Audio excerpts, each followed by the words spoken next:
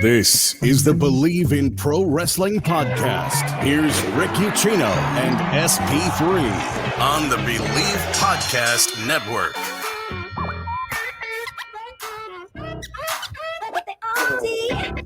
Oh, and we are here on a Tuesday afternoon. Thank God. Let's see if we can get through about 45 minutes today without my internet crapping out. It has been a struggle, y'all. The struggle has been real, but I am happy to be here live. I enjoy doing these shows. I enjoy getting to spend time with my boy SP3. Feels like we've been on like hiatus for like 2 damn weeks. Just a little sprinkling of us in and out. But we're here. We're 11 days out from SummerSlam. Does it feel like we're 11 days out from SummerSlam? Like, I'm putting together the rundown for the show this morning, and I'm going like, I'm getting like serious. They are just using SummerSlam to sell SummerSlam vibes out of this whole entire build. Like, F it. We don't have to try. It's SummerSlam. It sells itself, which is the absolute worst mentality you want, right? It's your biggest show, your second, third, depending on which debate you want to have. It's one of your top 3 shows of the year. You should be going balls to the wall to make this damn thing special. And they've done such a piss poor job, SP3, of booking this damn thing that even they themselves are reportedly pissed about it. This is where we are at now. It takes someone very inept at what they do to be bothered by the job they've done putting together something. That's like the creators of the bus looking at the bus and being like, you know what, we could have done better. We could have done better. We could have got more people on this. Oh my God, I can't believe that report. That report is the definition of being bad at what you do. At this point, but TV14 is going to save everything. Remember. We'll talk about TV14. Yes, we'll talk about another world title match that has been set for SummerSlam in 11 days. We'll talk about a myriad of title changes that happened last night. Why on God's green earth was Titus O'Neill out there? And Ric Flair's final match has been set. Oh, yeah, and by the way, before I forget to bring it up, major AEW return in the works. Finally, something SP3 can smile about, can get excited about, can get happy about. First things first, we got to thank our partners over at BetOnline, the continued #1 source for all of your betting needs and sports information. Get the latest odds, news, developments, including Major League Baseball, fighting news, next season's early NFL futures, training camp right around the corner. BetOnline has opened up the odds for team wins, division futures, and of course the Super Bowl. Bet it all on Cincinnati, baby. Head to the website, use your mobile device to sign up today. Receive your 50% welcome bonus on your first deposit. Just use our promo code Bleav to get that bonus and get into the action. That is spelled BLEAV. BetOnline, where the game starts.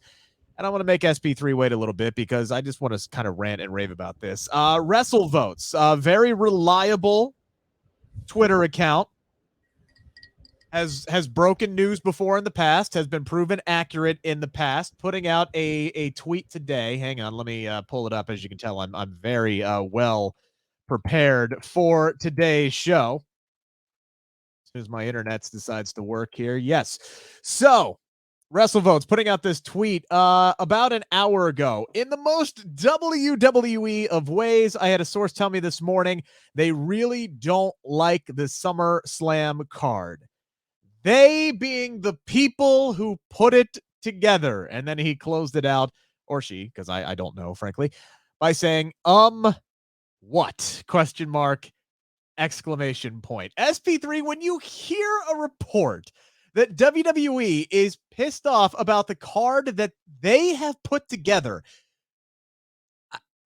I guess that means that they at least care, right? Because that's always been my question is, do they actually give a shit about more than like 3 people or 4 or 5 people in this company? Or are they just bad at what they do? If they're not happy with how the card is shaken out, I guess that means they're just bad at what they do, right? Or what does this scream out to you more than anything? This screams out that they are bad at their job. Yeah, and I think Hypnosis Bro put it the best here in the chat. SummerSlam feels like Backlash. We were getting a whole bunch of WrestleMania rematches, Money in the Bank rematches, and they haven't even tried to add anything new. Brock Lesnar and Roman Reigns is the same feud that we got at WrestleMania with one angle that they've done between the two, and that was Brock Lesnar returning and this match being created. Becky Lynch and Bianca Belair feels like a retread, but it's getting by, and people are somewhat excited to see that because they had a fantastic match at WrestleMania. Similar point to Usos and Street Profits. They haven't done jack crap with that, except for just getting people hyped because they're going to see another great match like they did at Money in the Bank. Theory doesn't feel like he's feuding with Bobby Lashley. Ronda Rousey doesn't feel like she's feuding with Liv Morgan. The only three feuds that are somewhat interesting is Riddle and Seth Rollins, because we know that's going to be a great match, not anything to do with the build-up. Corbin and Pat McAfee, because Pat McAfee at least took the time to explain that there's some backstory between these two, and it's actually been building and progressing from week to week, unlike any of the other build-ups. And Logan Paul and The Miz, because at least it's new. Like, that's not. I mean, I Who don't am I supposed to root for there? Like, I have no idea. I have Like- no idea. If you go by the Raw audience last night, it's probably The Miz. that's what I'm thinking. Like, you knew this was the plan, right? You set this whole feud up at WrestleMania when The Miz gave Logan Paul a skull-crushing finale. You watched that crowd reaction that Logan Paul got. He had them eating out of his hands in the best way possible. Just nuclear white-hot heat. He's one of these guys that the fans love to hate. So much so they cheered the effing Miz when he gave him a skull-crushing finale. You knew that. And you knew you wanted to do this match coming up at SummerSlam. Yet here we are 11 days out and the Miz is still a heel. I ask you why. Why didn't you turn him babyface months ago? At least weeks ago? Like, I'm looking back and I'm watching that main event segment and I'm watching the promo exchange and I'm like, I don't know who's the good guy here, who's the bad guy here, and what the hell are we doing with Tommaso Ciampa? Like, why is Ciampa just Miz's like hired crony? Like, it doesn't make any sense whatsoever that they're doing with Ciampa or anything. Like, if this had turned into a tag match with AJ Styles and Ciampa being involved with that, okay, that might make a little bit. What are we doing with AJ Styles? Because he's been wrestling Theory the last couple of weeks. Plus, you got Dolph Ziggler in Theory. Plus, you got Theory and Bobby Lashley. So you got Theory feuding with like 8 different people. Everything is all over the place. Right. No, like last week, AJ Styles was in a tag team match against Ciampa and Miz, and then this week, I guess he forgot about that feud, even though the match ended by disqualification with Ciampa attacking him. He just forgot about that feud and started paying attention to Theory. Like, they revert course. I guess Logan Paul is controlling a lot of the stuff that he's doing. That's why he thinks he should be a babyface. That's why I guess he was the one that said, no, I want a singles match with The Miz and not a tag team match. I think WWE probably wanted to do the tag team match because it seemed like that's the best way to get over Logan Paul, is at least have him associated with a babyface so he can get the rub of babyface from AJ Styles. But they're not even doing that anymore. They really are going ahead with Logan Paul and The Miz. And I'm sorry. I don't care how people feel. I know you're a big Edge fan, and I was a big Edge fan. But Edge coming back to do Edge and Rey Mysterio versus Judgment Day. Judgment Day is it's done. It's as our good friend Dutch Mantel would say, they are DOA. They are dead on arrival. It didn't matter that Finn Balor and Damian Priest have gotten victories over Rey Mysterio in the last 2 weeks. This group is dead because they legitimately are just the only thing that gets them slightly over is them attacking Edge a month ago. And now they're just going to have Edge come back a month later and with this whole new gimmick and whole new vignettes. I'm digging the vignettes. They're cool. Great. But it's not going to do much for Judgment Day. Judgment Day, if they go into SummerSlam and they lose to Rey Mysterio and Edge, this is done. This you have totally wiped out this whole angle in a month or so. It's crazy. Yeah, and man, injuries have really torpedoed this card, and they obviously torpedoed a lot what was going on with Judgment Day. The second, and Queen writing in here, she says she hopes Edge wins. Just kill the group, bring Rhea back, and never mention she was in that group again. And I know there are people who feel that way. I do think that this group with Balor and Priest and Rhea can work, but for that to happen, you gotta get Rhea back and healthy. Obviously, she's not ready to go. Otherwise, I think she would be on this SummerSlam card.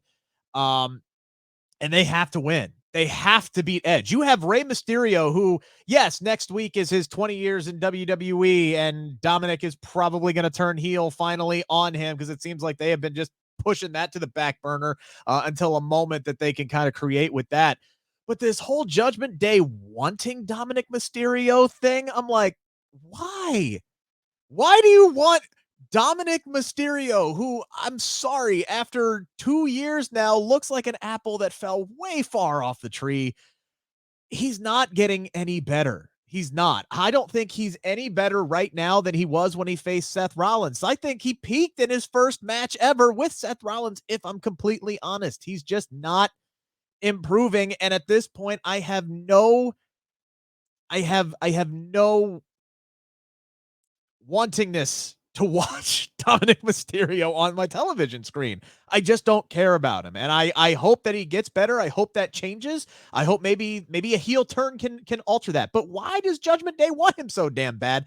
I don't understand. That just seems beneath Judgment Day. But again, without Edge, maybe it's not. And maybe you're right. Maybe this is DOA. They're just going to bring Edge back to beat them and then call it a day and whatever the hell's going to happen. Because remember, Rhea was the initial plan at Money in the Bank. And Dave Meltzer reported that Becky Lynch and Bianca Belair was the plan at SummerSlam. That is now happening. Means Rhea was going to lose at Money in the Bank on her first major title defeat. Rhea Ripley still should be the woman who takes the title off of Bianca Belair. Maybe it'll happen after SummerSlam. I don't know. But here's the question for you, SP3. With all of this jumbled mess and all of this jargon and the fact that, again, as I mentioned, injuries torpedoed this card. And frankly, WWE just did a poor job of working around that. And I Bleav that you can boil down this SummerSlam build to that in a microcosm. Injuries torpedoed this. They don't have Orton. They don't have Cody Rhodes. They don't have Rhea Ripley. They panicked. They didn't know what the hell to do, so they just went back to their comfort zone. That's why they called in Brock Lesnar. That's why they're doing, Becky Lynch and Bianca again. So it's like, at least they did something fresh with Liv Morgan winning the SmackDown Women's Championship, but now I'm worried they're just going to put the belt right back on Ronda, and that's going to mean nothing in the long run. So you look at the 8 matches we have right now, 4 are rematches. The 2 new ones, we got celebrities involved.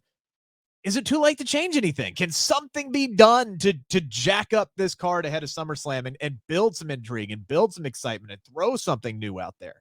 Is there anything you can think off the top of your head? I told you the thing they're going to add Edge's return. Edge's return versus Judgment Day in some way, whether it's Edge and Rey versus Damian and Finn, whether it's them versus Dominic along with them, or Rey versus Dominic. It's something involving that angle that they're going to probably add on this MSG Go Home show. As far as on the SmackDown side, I don't see anything in the running. SmackDown has 2 matches on this show, and one of them involves Pat McAfee and Happy Corbin. Everything else seems to, and the other is Roman Reigns versus Brock Lesnar, who both of them have barely they've been on the damn television show, like and Liv and Rhonda, and they barely interacted with each other on the television show. So Yep.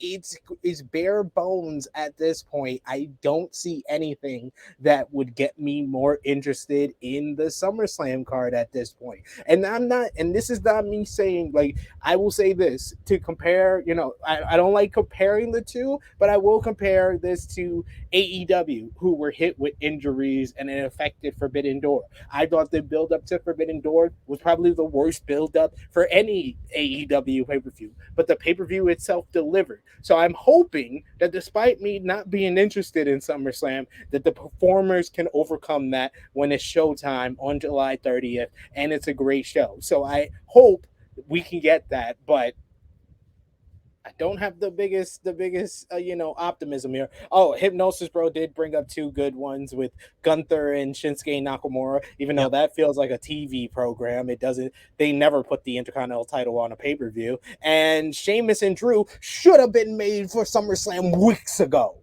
After they didn't give us it when Sheamus got COVID on national TV. They should have just said, we're going to give you that match at SummerSlam. But no, they're probably going to wait till maybe Friday afternoon before SmackDown airs, and they're going to tell us, oh, we're adding that to SummerSlam too. Going to juice up the guard, guys. Don't worry. We'll add Sheamus and Drew, a match we've seen 4,000 times, and we'll only get a fraction of the minutes that it's got previously at SummerSlam. Yeah, I would be stunned at this point if Gunther and Nakamura is added to the pay-per-view card, because again, the Intercontinental Championship hasn't been on pay-per-view since WrestleMania 37. But it's an option. I would love to see Gunther get a shot at SummerSlam, and I think he could have a really good match with Shinsuke Nakamura. McIntyre and Sheamus seems to be a no-duh. Maybe they put him in a cage match with Sheamus constantly ducking and running. I don't know if they do some kind of stipulation there, but adding any kind of intrigue, I don't see it into the buildup. I think we're going to go into this with low expectations, much like a lot of WWE's pay-per-views, because getting from point A to point B is not their strong suit. But I am optimistic that this card is 100% going to deliver. I think McAfee and Corbin is going to be a low-key banger. Obviously, Riddle and Rollins, even though I agree with you that they could be doing more with this build, that match is going to be absolutely fantastic. We know the Usos and the Profits can go. Who knows what Jeff Jarrett adds to the mix, or why he was chosen, or how that makes any kind of sense from a storyline standpoint. And I do believe that Roman and Brock have kind of this is kind of a redemption for them, because I don't think that their WrestleMania match was all that spectacular. So I think this is kind of a reprieve for them, another shot, and I think it'll come through. And there's going to be more matches we'll talk about here when we get into the 5 count. I think this will deliver as a good show, and it is still SummerSlam. We're going to get some surprises, I would imagine. We'll talk about that more coming up here. But enough complaining. Let's talk about some good news, shall we? Fightful Select reporting today that the man himself, former AEW World Champion Kenny Omega, nearing a return to action in AEW after being out for quite some time now with a myriad of issues and surgeries and everything like that. No definitive date yet, but all eyes appear to be All Out September.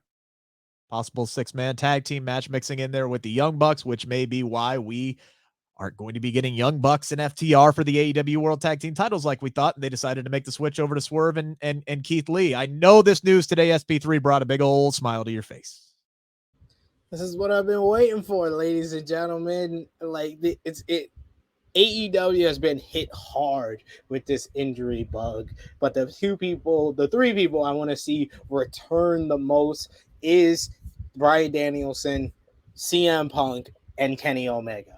Kenny Omega has been gone since I saw his last match in AEW before he went out to recover from all the injuries at Full Gear 2021. One of the best matches of last year with Hangman Adam Page in the main event, where Hangman Adam Page won the AEW World Championship. You just think about all the classic matches he had last year when he was at 60, 65%, 50% most of the time, having vertigo as he's out here having 5 5-star classics with Bryan Danielson, with Ray Phoenix, with Pac and Orange Cassidy, with Rich Swann, with Sami Callihan for AEW, Impact Wrestling, and AAA. I'm so happy that Kenny Omega is coming back. I very interested to see who they are going up against, because with Adam Cole and Kyle O'Reilly out, it's not going to be the Undisputed Elite that's going to be in this 6-man tag unless they are coming back very soon. But that's not what I've heard about both Cole and Kyle O'Reilly. We do have 2 months until we get to All Out, but I still am wary about that. So I'm very interested to see who Omega and the Bucks face. But this is very exciting times. The OG Elite seems to be coming together, because you got the whole storyline going on with Hangman Adam Page kind of inching his way back to his friendship with the Young Bucks. You got Kenny Omega on his way back. All we need is Adam Cole and Kyle O'Reilly to return, and that just adds so many different layers of, I think it's going to be a great storyline to end off 2022. Very interested in Kenny Omega coming back, and I'm very happy that the cleaner, the best bout machine, is returning back to All Elite Wrestling. Yeah, I know Dr. Baker kind of gave an update on Adam Cole, saying that he is progressing, he is getting better, but that is by no means saying, hey, look, he's going to be back next week. He did suffer a very serious concussion. He was also dealing with the labrum injury.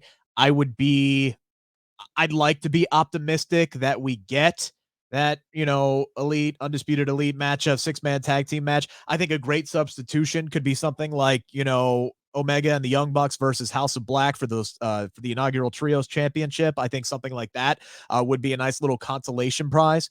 But yeah, Kenny Omega has been sorely missed. As Queen says, I miss Kenny. Can't wait to see him back.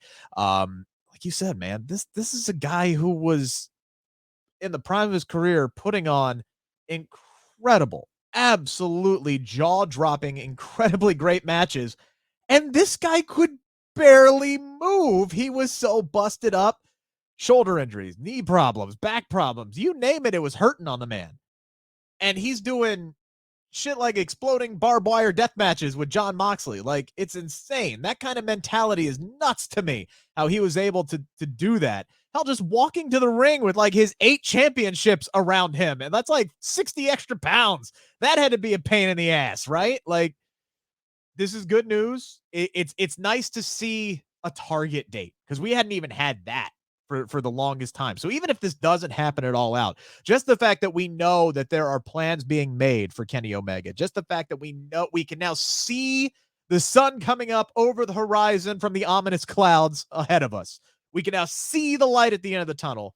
This is good news for Kenny Omega fans, for AEW fans, for wrestling fans, period. It sucks that he had to miss Forbidden Door. Can't wait for him to come back and see him on my television screen. Oh, I just came up with it because when you said House of Black, I was like, man, they got too much going on right now. They got Darby and Sting. They got Miro. Perfect substitution. If Bryan Danielson is on his way back, Blackpool Combat Club versus the Elite. Wheeler Yuta, Claudio, and Bryan Danielson versus Omega and the Bucks.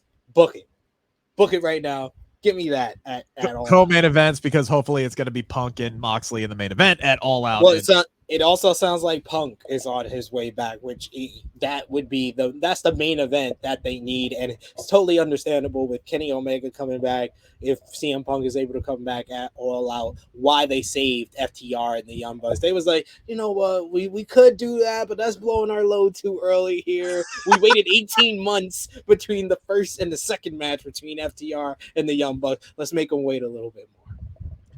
Appreciate all you guys who are chiming in and tuning in for our first live one, and God knows I don't know how long. Hopefully we can continue to do these every Tuesday at 2:15. By the way, if you haven't been on the channel in a while, I had an interview that dropped with Renee Paquette. When did I drop that? Was that yesterday? I think I dropped that yesterday morning.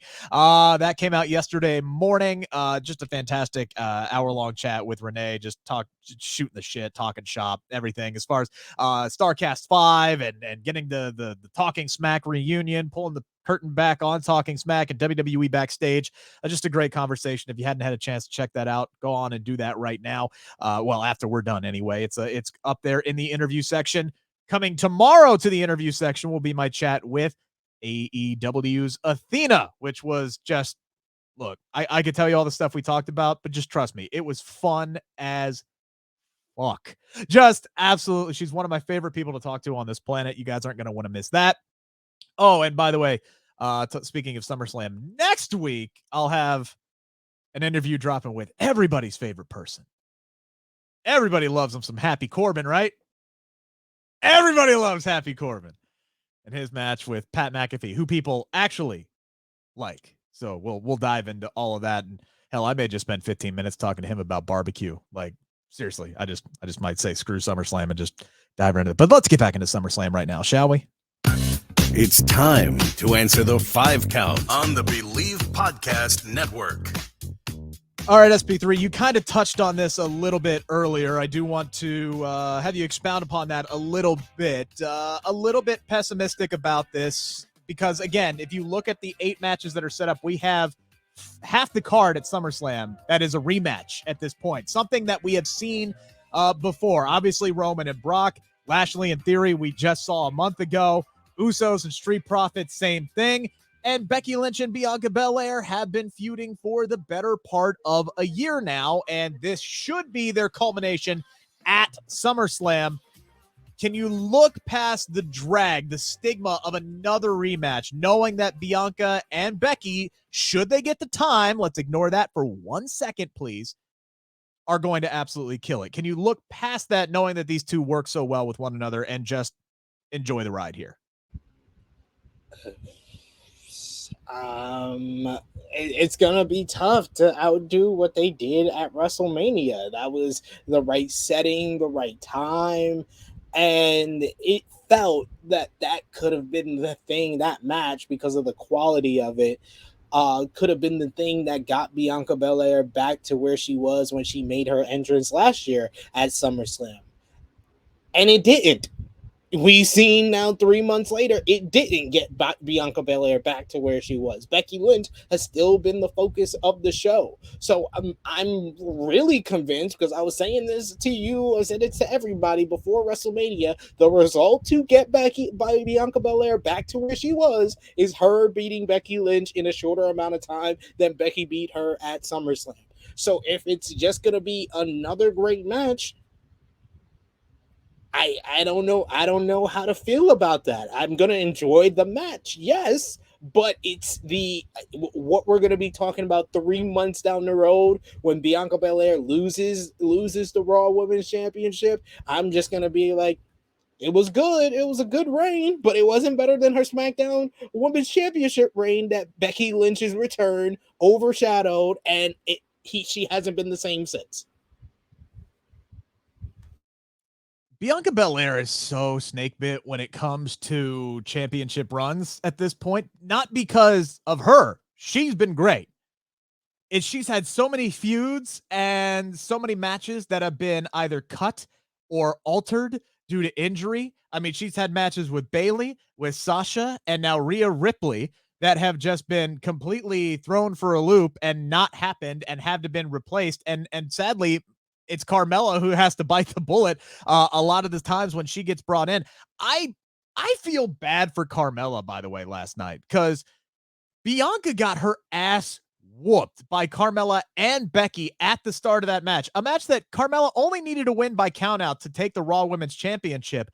I, for like a half a second, thought they were going to do something bold and something different and something to kind of shake things up. For like a half second, I'm like, are they about to do this? Like, are they about to screw Bianca out of the title to set up the triple threat match at SummerSlam? Obviously, they didn't go that way.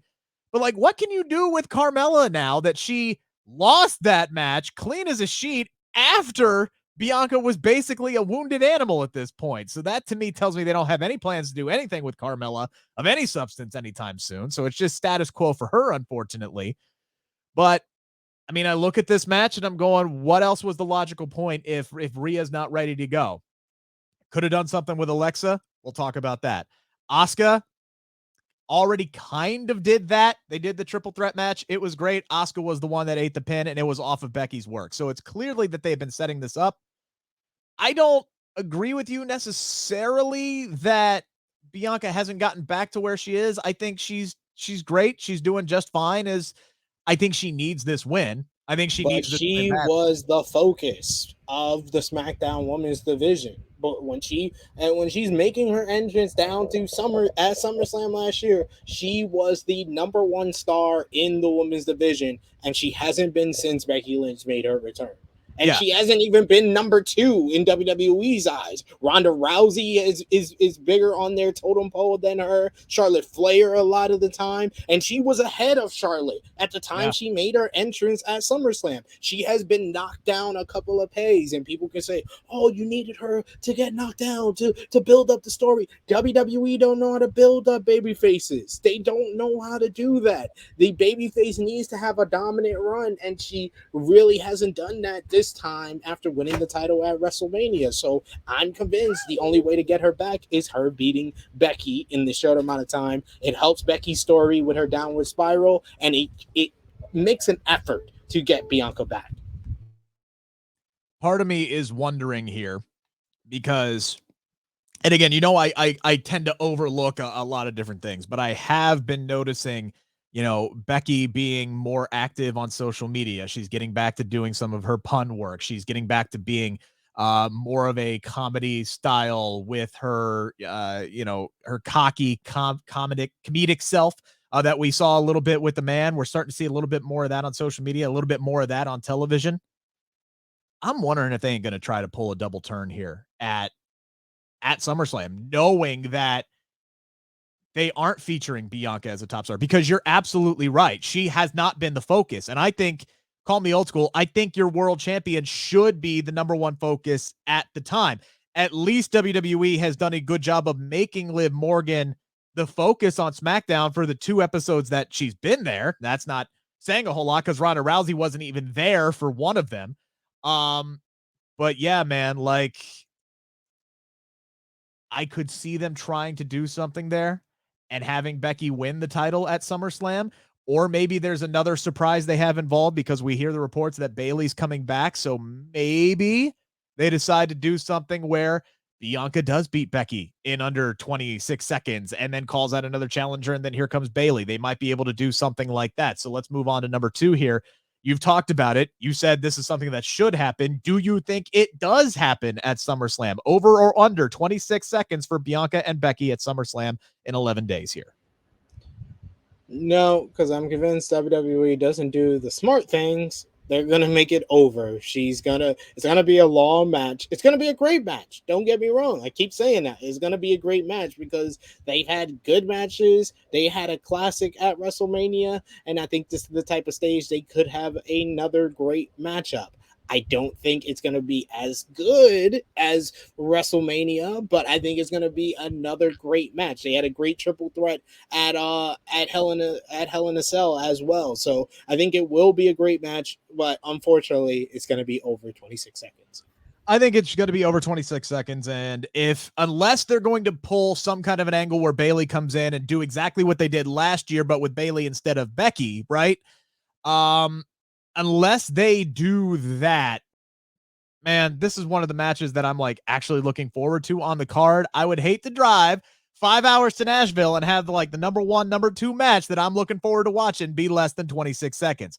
As a fan, I would be pissed, even though, yes, from a storyline standpoint, that's the finish, right? That's the culmination. That's what needs to happen for Bianca to finally put this over herself, even though she already beat Becky Lynch at WrestleMania clean as a sheet in, front of however many thousand fans were there in Dallas. But I think it's going to end up being over. A lot of fans were pissed off about the other women's segment last night. We had a 6-woman tag team match that saw 5 title changes in this tag team match, even though they typically don't have the 24/7 title rules in effect during a match. Whatever. 5 different women held the 24/7 championship last night. One of them was Alexa Bliss. People got real mad about that SP3. Should fans be upset that Alexa Bliss won and then lost the 24/7 championship on Raw last night?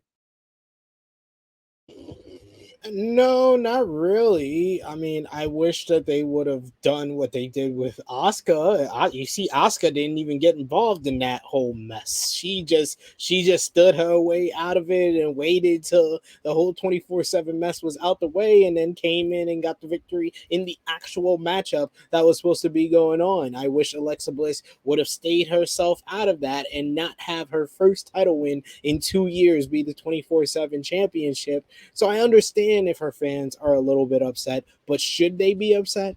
No. I'm more sad than I am upset, like, to be completely honest with you. Like, you want to talk about it's really irritating for me, right? To hear all the reports about WWE not knowing what to do with the women's tag team titles. And then they have 6 women in a meaningless tag team match last night and are just building the 24/7 title division around them.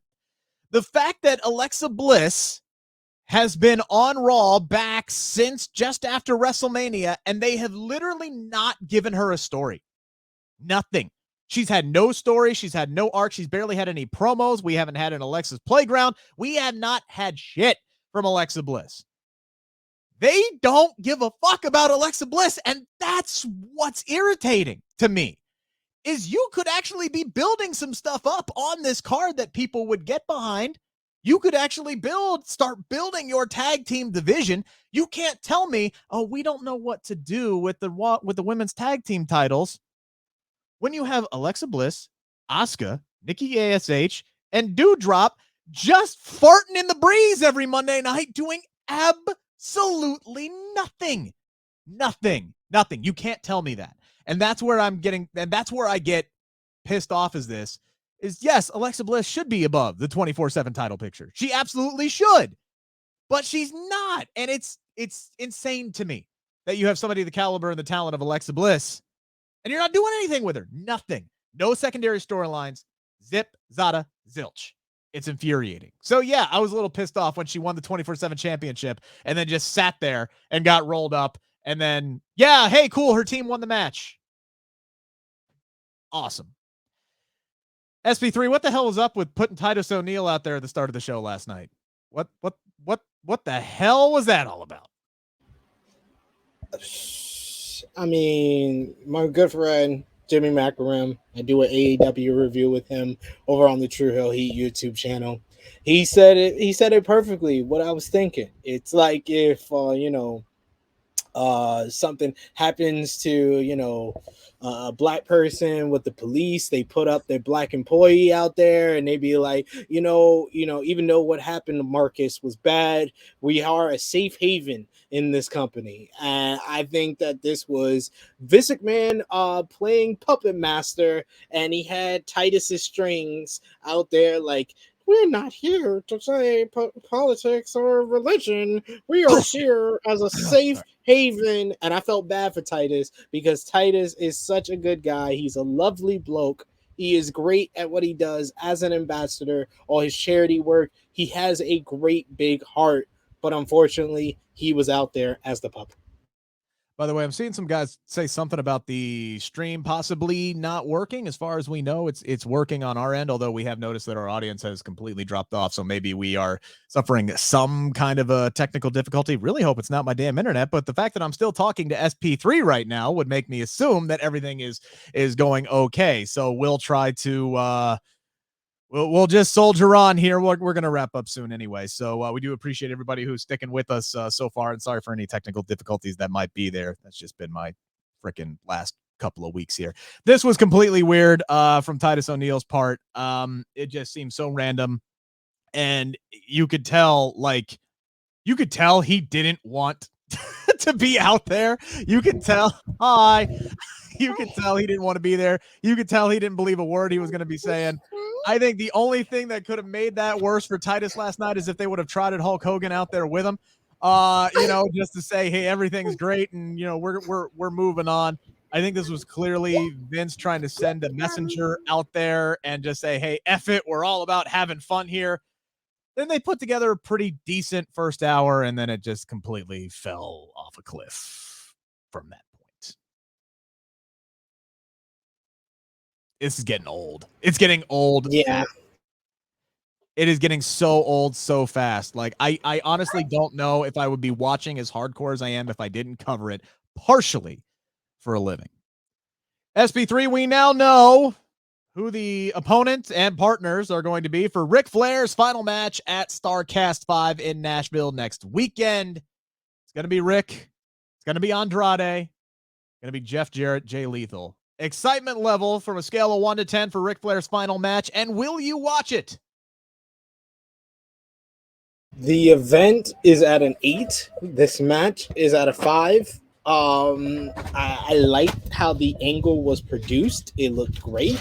Conrad Thompson has some great people behind working production, putting these video packages, putting these little specials and documentaries that they've been doing a part of it. And I have all the faith in the world that it's going to be a fantastic show. You got Jacob Fatu versus Josh Alexander. You got Deonna Purrazzo versus Jordan Grace versus Rachel Ellering for the Impact Knockouts Championship. You got a AAA Fatal 4-Way with Bandito, Laredo Kid, Black Taurus, and Ray Phoenix. That's going to be a killer. But Ric Flair in the main event at 73 years old, I know Andrade is going to be doing most of the work here. I'm literally and thank God. Of that. And so thank God we'll get a little bit of Andrade versus Jay Lethal, which should be great. But other than that, yeah, the main event, Ric Flair's last match, quote unquote, 5, but the event itself, it's at an 8. I think this actually did boost it up for me from an excitement level. I'll say maybe from like a 2 to a 3, because I had no interest in watching Flair wrestle at his age with his health issues. I would just be uncomfortable watching the whole thing the whole damn time. I'm very happy to see that this was a tag team match, that this was made a tag team match. It's very smart. Flair's dealing with plantar fasciitis right now on top of everything else. So he's going to get in there and he's going to take some bumps and probably lock somebody in a figure 4. I wouldn't be surprised if Flair made Jay Lethal tap, and that's how this, or Jeff Jarrett. Busy weekend for Jeff Jarrett. But yeah, man, this doesn't do a whole lot for me. I think the entire show is more on the excitement level of probably about a 6-7 show for me. Mostly because I'm not as familiar with some people on the card that you are. But yeah, this match, I was very happy to see that they made it a tag team match. I know a lot of people were disappointed by that, but I'm like, guys, trust me, this is going to be much, much better. Please just let Andrade and Jay Lethal wow the crowd for 10 minutes. Rick can get his old geriatric ass in there for 3 to 4, pick up the win, call it a career. Fingers crossed. SP3 and I will be back on Thursday morning, 7 a.m. to recap AEW Dynamite Fyter Fest night 2. Week 2, night 3. Tomorrow, early on the morning, you can catch my chat with Athena. That is going to serve as our Wednesday episode this week. Special edition, nice half-hour-long chat with Athena. Really, really fun. Hope you guys enjoy that. Check out my conversation with Renee Paquette as well. At SP3, I know you got stuff going on over at True Heel Heat. Tell the folks about it. Check out my interviews with Impact Wrestling's Rosemary. That's up on the channel right now. Later today, I have my interview with Kevin Gill, the voice of GCW. We talk all about Game Changer Wrestling, as well as his journey in professional wrestling, his connections to ECW and Paul Heyman, Rikishi. We talk about it all, so check out that True Hills BTR on the True Hill Heat YouTube channel. Awesome. Appreciate you guys who are tuning in. Make sure to give us the thumbs up there. Make sure to pound that subscribe button. Really, really helps us out. And yeah, check out my conversation with Athena tomorrow, 7 a.m. This has been the Bleav in Pro Wrestling Podcast live edition. For SP3, I'm Rick Ucchino. We've been brought to you by Bet Online.